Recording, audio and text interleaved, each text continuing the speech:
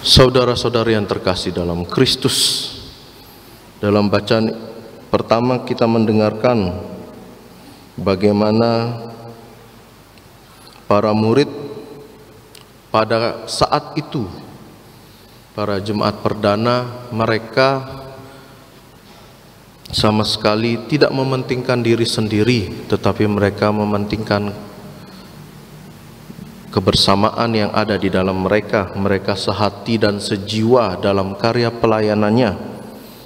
Kita yang sekarang di mana lebih mementingkan keegoisan kita sendiri, mementingkan diri sendiri, mementingkan keuntungan yang akan kita dapat apabila kita berbuat suatu kebaikan di tengah kehidupan kita, kita diajak oleh para rasul untuk kembali merenungkan bagaimana kisah Yesus yang menyelamatkan umat manusia lewat wafat dan kebangkitannya. Kita pula diajak untuk tetap bangkit dalam kebersamaan yang pada akhirnya bisa mengumpulkan satu demi satu umat-umat kita yang mungkin sudah mengalami krisis iman, mungkin umat yang sudah mulai malas ke gereja, anak-anak muda yang sudah mulai malas untuk misa, lebih mementingkan tidur, mimpi yang berlanjut, ataupun mungkin memain HP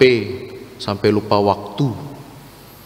Kita semua diajak, saudara-saudari sekalian, supaya bisa memaknai kisah kebangkitan Yesus. Jangan hanya suatu tradisi atau suatu ritual yang hanya kita lakukan ketika malam Paskah dan sekarang masih masa Paskah, tetapi bagaimana kita menyadari semakin dari hari ke hari kita semakin sadar bahwa misteri kebangkitan Yesus itu membawa kita pada kesadaran diri untuk bisa mengajak, bisa merangkul, tidak mementingkan diri sendiri, tapi mengajak orang-orang di sekitar kita untuk sadar, ayo kembali lagi ke jalan Kristus. Oleh karena itu, ingatlah saudara-saudari, lewat teguran dan sapaan yang mungkin atau kritikan yang mungkin kita terima dari orang-orang di sekitar kita untuk merubah hidup kita menjadi lebih baik lagi, itu harus kita terima. Dan juga janganlah lupa untuk bisa tetap berdoa.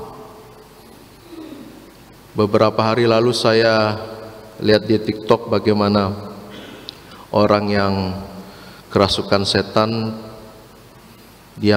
iblis itu mengatakan bahwa doa rosario itu memiliki daya yang amat kuat.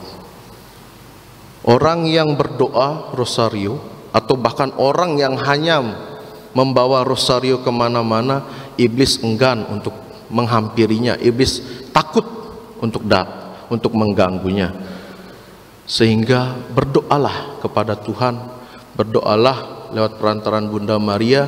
Ia akan menyampaikan doa-doa kita kepada anaknya, sang putra, kepada Bapa, sehingga kita semakin utuh, kita semakin berkembang dalam iman dan juga perbuatan kita setiap hari. Semoga Tuhan memberkati.